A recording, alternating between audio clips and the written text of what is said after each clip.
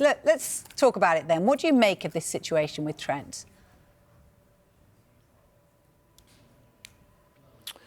Well, I mean, the stories sort of maybe blew up in the last few days that he's maybe now getting closer to signing, for Real Madrid. I don't think it's any great surprise, and it was going to blow up sooner or later. And I just think in the March international break normally is when I think a lot of clubs and probably players and agents is probably sort of getting into the real details of what the plans are for the summer. So it didn't come as no great shock. I think we're all expecting Trent to be in a Real Madrid shirt next season, and this was going to happen at some stage before the end of the season. There's been widespread kind of anger on social media from some particular Liverpool fans. Why do you think that is? Because there's a lot of anger on social media, and that's not just about Trent, that's about everything. That's the nature of the beast, really. And I think you've got to be careful to think, take the barometer of social media as if that's everybody's opinion. There's lots of different Liverpool supporters in, different parts of the world who maybe are not even on social media, and so that's just a small percentage of supporters who are on there as well, giving their views, and everyone's entitled to their views. But I think we all know those platforms can get quite extreme. Really, I mean, the most important thing, and to Liverpool supporters I speak about, is the most important thing is Liverpool winning the league this season, and not about, Trent should never play for the club again and all this type of stuff. That's nonsense. The most important thing is that Liverpool win the league, and if Trent Alexander-Arnold being in the team gives Liverpool a greater chance of doing that between now and the end of the season, he should play. But we know he's injured at the moment. I don't think he's going to be back for the Merseyside derby or maybe the Fulham game as well. So for me, I think he should be supported whenever he puts a red shirt on, the same as anyone should. But of course, there's it's an emotional game. We're emotional people, especially in this city, and especially about football. So there will be varying opinions on it, and I don't think anyone's sort of right or wrong. We all can see it in different ways and can be frustrated for different parts of it. I mean, my disappointment just comes from the fact that I just think as a local player, a Liverpool fan, being come through the ranks since he was a young boy, that everything's there for him in terms of Liverpool are competing for the biggest honours year in, year out, and basically have been for the majority of Trent's career at Liverpool, and they're looking like now with the new manager that will continue. So I think that's my disappointment or frustration, but I mean that's just the way I see it. And as I said, supporters from Liverpool or maybe even other clubs can maybe see it differently, or think he's right to go, or frustrated that maybe he's going on a free transfer. As I said, we all see it differently. Let's talk about that. Do you think this is about the fact that he's a Liverpool lad, or the fact that he's going to leave on a free? Well, I think for some people that are angry about he leaves on a free transfer, and then there's no money to replace him, because we know how much he's worth. We're talking about a guy who's probably worth 80 to 100 million pounds. That's how good a player he is, and that's why Real Madrid won him. But Real Madrid won him because also he's on a free. Would Real Madrid be prepared to pay that type of money for a fullback? That's a different question. So if Trent wants to play for Real Madrid, who are the biggest club in the world, we all love our own clubs, but the allure of Real Madrid. How many European Cups they win, or living in Madrid, these type of things. That's all part of it. But I think a big part of them wanting is because he's on a free transfer. Of course, there's no doubt about that. And it's not just Trent. I think they do that a lot now, Real Madrid.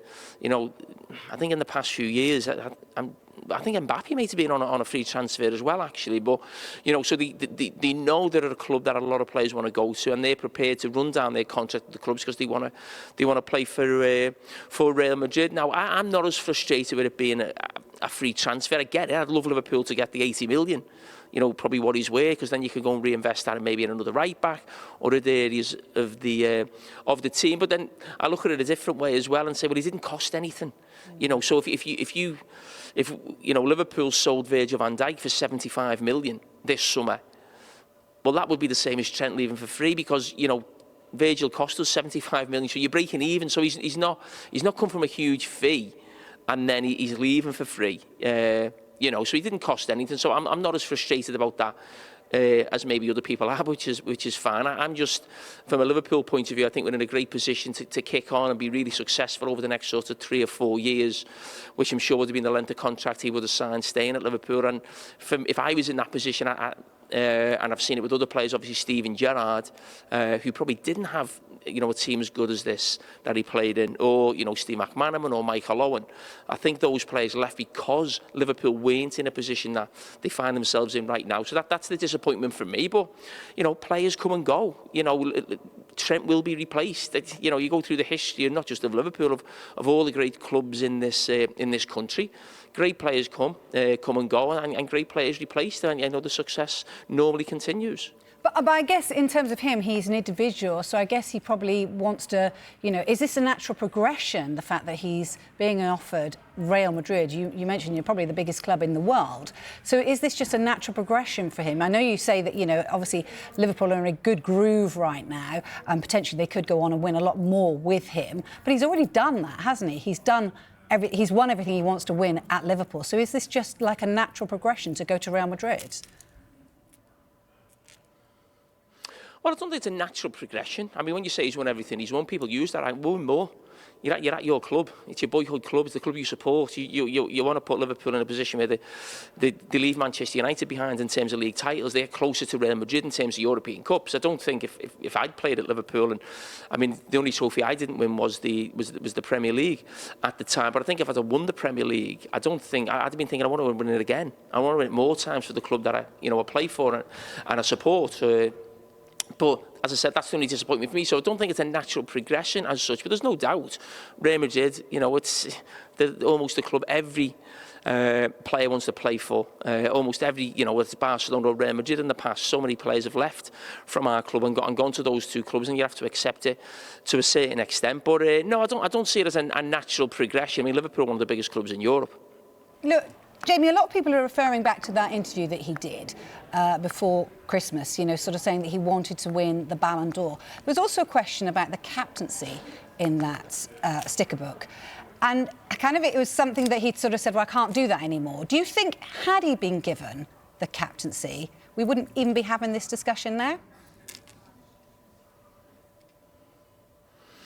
Well, he is vice-captain, and he shouldn't be captain right now. Virgil van Dijk's rightly the captain, so I think Liverpool gave him the vice-captaincy to keep him, not so much keep him happy.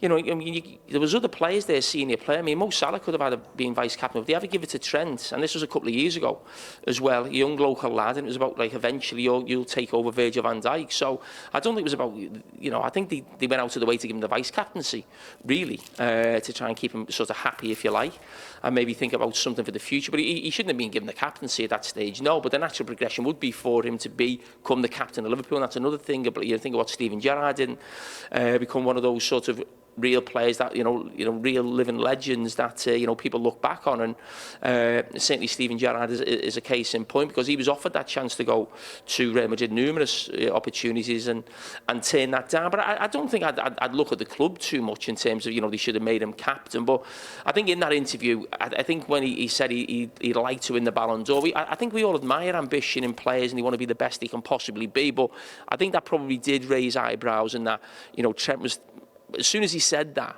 I thought, well, he will be going to Real Madrid, because I just think Real Madrid's the club where the Ballon d'Or winner normally plays, or normally Barcelona. Now, there's other great players there, so it'd be difficult, I suppose, if Real Madrid were successful to take that off an Mbappe or a Vinicius Junior. But as soon as he was talking about, you know, the ambition to be the first fullback to win the Ballon d'Or, you think, oh, automatically, I thought, well, OK, he's thinking he's probably got a greater chance of doing that at Real Madrid. I would agree with that. I think plenty of people would agree with that as well, Jamie. Look, how much do you think this might damage his legacy if he does go? You know, will he still be considered, though, one of Liverpool's modern greats, do you feel? Oh, from a footballing point of view, he'll be considered one of, you know, Liverpool's, you know, great players of this modern era. You think of what they achieved at Klopp and Slot this season. That won't be forgotten. You know, I know there's a lot of criticism right now, but time's a great healer. And I think Liverpool supporters will be sort of, appreciative of the fact of what Trent's done on the football pitch. He's a brilliant player. That's why Real Madrid want to sign him. And, that's why he's spoken about so much. That's why he's the vice captain of Liverpool at such a young age. That's why he's won so much as well. So I think it will taint his legacy in some people's eyes. Of course it will, because I think when you think, I keep going back to Steven Gerrard, but when you think of players who, played the whole career at the club and turned down opportunities to go to other clubs, I think that always leaves you in sort of, and certainly in the supporters' minds, that you're one of them, you're exactly like them. So, yeah, I think the heat will come on between now and the end of the season, and maybe for the next year or so when he's in Madrid. But as I said, I'm really appreciative of what Trent's done for Liverpool. He came through the academy. Very few players can do that. He's won everything to win. He's been a brilliant player for Liverpool. And if he goes on, yes, I'll be disappointed, but I hope it doesn't get nasty where people are wanting him to sort of fail at Real Madrid or not, for it not to go well for him. He's made his choice. It will upset some people. It will taint his legacy slightly. I have no doubt about that. But if he goes there, I hope it goes well for him, but I hope it goes even better for Liverpool. Yeah, I'm sure you do. I mean, in terms of Liverpool themselves, how much have they got a part to play in this, of the situation that they're left with, the fact that he could be leaving on a free? Are they to blame? Listen, I think when any situation like this happens, people will say, have the club allowed this situation to happen? Now, I've got a bit of sympathy with the club in that there was basically, when Jurgen Klopp was leaving, there was a vacuum at the top of the club. There was no real sporting director. I think with Trent, him and his brother and his agent have probably used that situation to their own advantage, which players do, and clubs at times use certain situations to their own advantage as well. So it's a two-way street. I think with Mo Salah and Virgil van Dijk, I think anybody of that age will be left to the last 12 months of the contract, and then the club would start negotiating again with them. Because at that age, and we've all been there as players, no one knows when that tap's going to be turned off in terms of the player inability. So no one gives them a contract at that age with 2 years to go when you're 33 or 34. So I've got no problem with that. The Trent one, I think on the back of there being no real sporting director, Klopp leaving, they've obviously said to the club, well, we're not ready to commit. We don't know who the new manager is. How successful is it going to be? Is it going to drop off? Are Liverpool going to drop off and be a team who are fighting for Champions League qualification rather than the trophy? So we want to assess our options when the new managers come in. Now, the new managers come in, and it looks like Liverpool are going to win the league. Now, it probably makes it a lot more difficult for Trent and his team, if you like, to justify leaving Liverpool right now, because I think it would have been a lot easier if Liverpool would have dropped off this season, which I think most people, even myself, were probably expecting. A new manager come in, new to the league, he's not Jurgen Klopp. Liverpool may take 2 or 3 years to get back to challenging for the biggest trophies, and it would have been a lot easier then for Trent to say, well, okay, I've got a short career, the biggest club in the world want to sign me. Liverpool are going to take 2 or 3 years to get back to where we were under Klopp, and I haven't got that time. And I think most people could go, okay, I can get that, but still disappointed that he's leaving on a free. But now Liverpool look like they're going to win the league, and that makes it a lot more difficult to justify why you would you move on. In terms of that, how difficult a decision do you think this has been for him? Do you think, how much is this playing on his mind? Because he won't be taking this lightly, will he? Like you say, it's his boyhood club, leaving that, knowing there will be some form of backlash from some of the fans. So how much do you think he's going through this right now? Well, listen, I think it won't be easy. I remember Steven Gerrard going through something similar when, Chelsea were desperate to sign him at the time, and, it was more about, how the club felt and the supporters as well, because that is the big thing. When we keep talking about being a local lad, the reason we talk about that being different is because your family are here. You're probably going to live back here. I'm not sure if Trent will, but I mean, you've got your friends and family are in the city. They know what the supporters are saying every day. That's what makes it more difficult when you're a local player. Stevie was always going to move back and live in Liverpool, wasn't he? Maybe if they moved to Chelsea. So you think of things like that as well. That's where the difficult thing will be. And that's when you talk about your legacy. Now, in terms of a difficult decision, I mean, I'm sure it will have been, but I also have no doubt that I'm sure Trent and his advisor have been speaking to Real Madrid for a long time. You don't just sort of get to sort of 3 or 4 months left on your contract and you're going a free transfer. And I don't think people or Liverpool supporters or any of us are that naive to think talks haven't been going on for at least 12 months, you know, and probably preparing for this situation. So he's probably had a long time to get his head around, but you know, nothing prepares you for when it actually hits, if you like, and that probably happened a few months ago to start with, around the Manchester United game when Real Madrid put a bid in, and now we've just had this in the international break when people are saying it's virtually signed and sealed. But you know, there'll be this is where the heat will really kick in. Do you think that was a realistic bid, though, the bid that was made before? No, I just think that was a game. That was just a game, really, for Real Madrid to put a bid in and, you know, say, we tried to sign him for money, you know, rather than leave on a free. You know, Liverpool were never going to sell Trent Alexander-Arnold when they were going for the league title in January for 20 million. That was just never going to happen. And Real Madrid knew that, and probably Trent and his people knew that. So that was just probably part of the dance and almost preparing people to the you know, the idea that Trent will be moving on. How irreplaceable is he, do you think, for Liverpool? Well, no player is, you can't replay irreplaceable. I think there was a little snapshot of what we saw in the Carabao Cup final where Liverpool really missed Trent on the ball and his passing ability. I think that affected Mo Salah in the game as well. But what you got to remember is who Liverpool played that day. It was Jarell Quansah, who was really, in some ways, Liverpool's 4th choice right back, and he was really a centre-back. So it was always going to stand out a lot more in terms of missing Trent that day. But when Liverpool have had Conor Bradley in the team, who's had a few injuries this season, but when he's played this season, he's looked the real deal. And I don't think the right-back market this summer is alive with sort of lots of, you know, amazing right-backs, really. So I think the way for Liverpool to go with it if Trent moves on is for Conor Bradley to be given his head, but also for Liverpool to buy maybe a utility player who can play across the back four. Maybe what Joe Gomez has been for Liverpool over the last few years, but unfortunately he picks up a lot of injuries. So I think Conor Bradley should be given his head, and Liverpool probably need to bring in a utility defender who can maybe play at centre-back and right-back.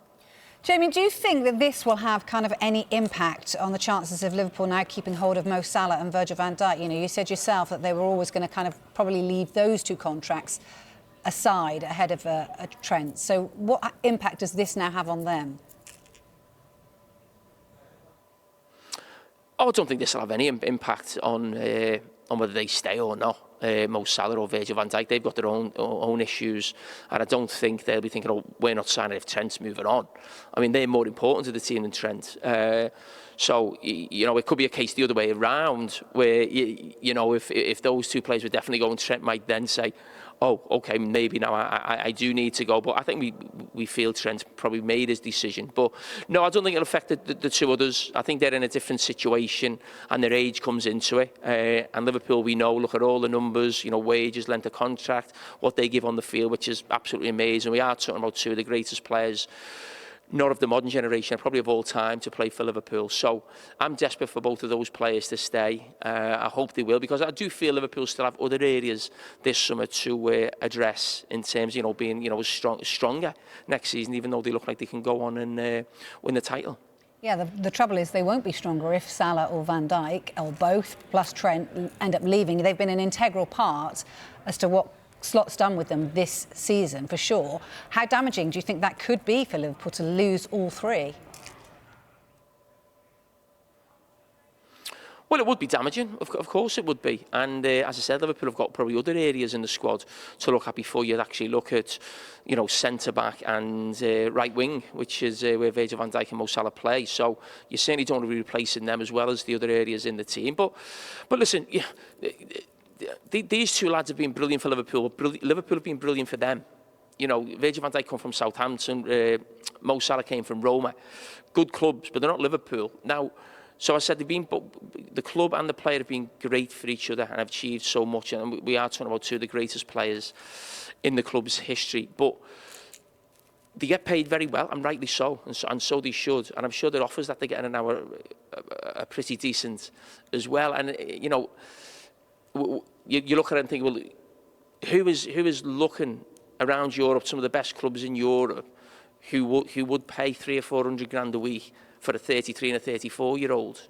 You know, there's probably not too many clubs looking at doing that type of thing now, really. So when people talk about the club should just give them what they want, it's not a case of that, really. You know, they are huge sums of money for players of that age, and they will go at some stage. We just all don't want it to be this summer. We probably want it to be in another couple of years' time, and hopefully they can get together. Because I mean, playing for Liverpool and earning that type of money it's a huge thing. You're playing for one of the best teams in the world. You're getting paid as one of the best players in the world as well. And people talk about Saudi and the different leagues. Yeah, I think for both of those players, that can come in a couple of years' time. You know, they're that good now. You know, Mo Salah's going to get Player of the Year this season. Virgil van Dijk is still the best centre-back in the Premier League. I think it'd be sad if the two of them moved on and maybe went to a Saudi, if you like, because the two of them are too good of players now.